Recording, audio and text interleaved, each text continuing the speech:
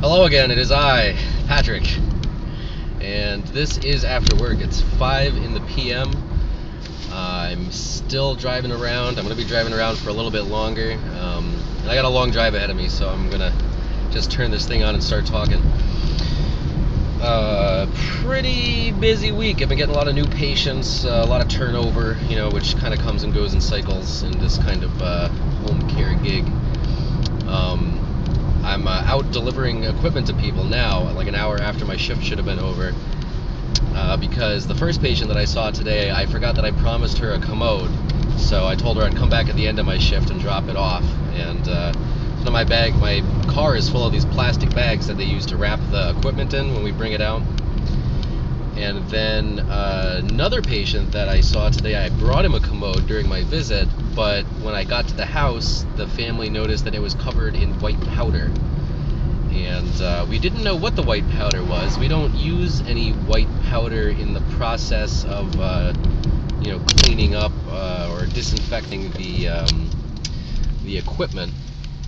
So I offered to, either clean it up for them or, bring back another one. And they're like, why don't you just bring back another one? And these folks live really close to my house, so I just told them I would do it on my way back. So I still have one more commode in the back. I think you can see you can see a corner of the plastic flapping around back there. And I'm having a big equipment delivery day, so I'm just running around delivering equipment to people. So yeah, a lot of ins and outs and what have you for this week. A lot of emergency paperwork, which is always entertaining, and a lot of troubleshooting and talking to doctors, and I can't come up with an abstract roundabout way to talk about like the specific things that have happened today, which is something that I'm still working on. It's like a lot of interesting things going on that I don't know how to talk about without pissing people off, which I know I keep saying, but I'll figure it out one of these days. I got a lot of good compliments about the way I've handled the patients on my caseload, which is really nice, to get complimented by my elders and betters, my nursing heroes and mentors. That's always very nice. Got to see some new faces around the office, some new per diem nurses, so that's always fun. Always nice to meet new people. It's a very small number of people that I work with. We're a pretty small outfit. So it's always interesting to meet new people, and the dynamics are interesting because we're only like all together in the office twice a week on average. The rest of the time we all kind of come and go and get our appointments carried out and completed and everything. So we're in touch through email and telephone and things like that. Very hot today, 70 degrees according to the thermometer here. I'm going to turn the AC on. It just breaks my heart to see how much lower my miles per gallon goes when I turn the AC on. And I never really thought about it before, but now I have like visual feedback of it happening. That's much better.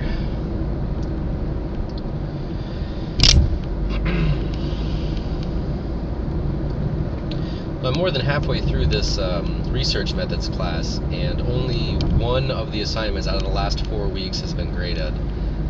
So we've had like no feedback at all on how we're doing.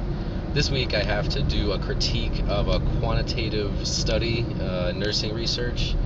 For my literature review, I got dinged because the thing that I lost the most points for was that I didn't use research. I didn't use nursing research. I used research from other disciplines, and I used that because that was all that was there. I think I mentioned in a previous one it was about a research question to investigate the relationship between cholinesterase inhibitors and fall risk in long-term care facility residents with dementia.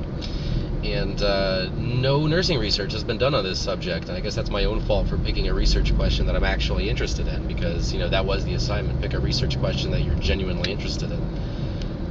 So I lost points because, but I mean, I picked that topic in particular because I didn't think there was much in nursing research about that topic. and I didn't consider that I would lose points because the studies in my literature matrix were not from nurse researchers. They were from other people with other degrees. So I've learned my lesson, and this week I have to critique a single quantitative study in nursing research. It has to be like a randomized controlled trial or one of another of a group of flavors of research that I would be able to recall better if I was paying more attention in this class. And then I also have to answer some wiki questions, like collaborative with some other students about enhancing rigor and validity in quantitative studies. And then the next couple of weeks is the same sort of stuff for qualitative studies, and then we're pretty much all done. So for my first 600s class, the coursework seems pretty easy, but I've only had one assignment handed back to me, so I don't really know whether I'm doing well on it or not. But I guess I'll find out. I'm not letting it stress me out that much. I mean, worst case scenario, north, that's where I'm going. Worst case scenario, I have to take this 8-week, $1,500 class over again, and, well, whatever. If that's the price that I have to pay, then that's fine. Pretty easy course load in terms of deliverables. Not a whole lot to hand back in. And a lot of it just seems like common sense anyway. I mean, I feel like I had pretty good gut notion of what's valid and what isn't, but it's nice to have objective standards to fall back on. And then I think the next class that I'm taking in 4 more weeks, I think, is a statistics class. I think it's kind of funny that they made me take a 600s level class about statistics before I took the 100s level prerequisite statistics class. That's kind of amusing. I'm getting pretty excited about the whole house thing. I'm going to be buying the house that I live in, in the next month or so. And my parents are probably closing on their new house right now, so they're going to be moving out over the course of the next month or so. And this Saturday I'm having a party at my place. I haven't had a good party in a while. Not just like a get-together where a few friends of mine hang out in the living room, but invite 150 people on Facebook kind of thing. Of which only 11 or 12 of RSVP'd, but that's fine. That's why you invite a lot of people. So we're gonna pull out the tent. I got a 6-man tent, and other people are encouraged to bring tents. And I got those tiki torches with citronella fuel, and one of those above ground fire pits, like the portable fire pit dishes, like that kind of thing. The nice copper inlay, it's very pretty.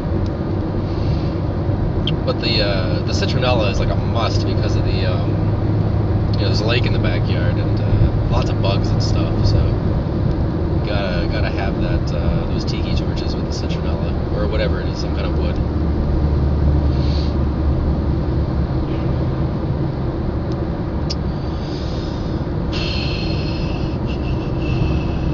I know there's stuff on my mind. I've got to really reapproach my approach to this whole video log. Because I always think in the middle of the day that I have a ton of interesting things to think about, and then when I'm actually driving home, if you've been watching these, you might have noticed the frequency of them has dropped off, because at the end of the day I don't really want to do anything, including this, and it seems like it's harder to find, it's harder and harder to find out what to say about my experiences at work, I guess, because to me, the critical element of it is the actual things that happen, the things that have been said, the declarative stuff, I came into this situation, and then this happened, and then I said this, and then they said that, but there's privacy implications. Maybe over time, after I've had enough of these relationships with patients, I've only been doing this job full-time about September, October, November, December, January, February, March, April, May, 8 months or so. I've been doing the full-time hospice thing. Year and a half, or year and 6 months, year and 7 months, year and 8 months, maybe total. Year and 8 months, probably. a year of per diem and then 8 months full time. So I don't know. Maybe it's one of those things where I'm putting the putting the cart before the horse. That maybe this is the kind of thing that I should be doing more when I've had more years of experience to kind of like reflect on which cases really stuck with me out of all the other ones over time, you know. But they all seem significant, and it's difficult to determine what to like in what way they're significant in a way that I can communicate without either, I guess, more experience or additional guidance. I found out something interesting the other day about lift chairs. People are always asking me where they can get lift chairs, like those recliners that have servo mechanisms in them, so they'll lift the person up from sitting to standing to make it easier to get out of the chair. And I've always had to tell people, I don't know, go to a medical supply store. Like, I don't know where you get those. But apparently there's some kind of charitable foundation that repairs and loans them out to people who are in need.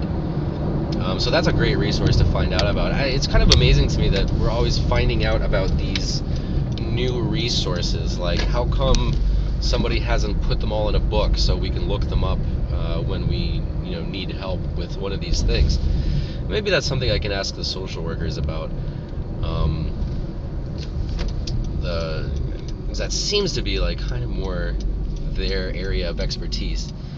Our social work intern, who is really cool, by the way, put together a really great 8.5 by 11 sheet, like piece of paper that has a list of all of the local private duty caregiver agencies in the area, because we don't provide 24-hour care, but if somebody needs it and the family can't provide it, they gotta hire somebody.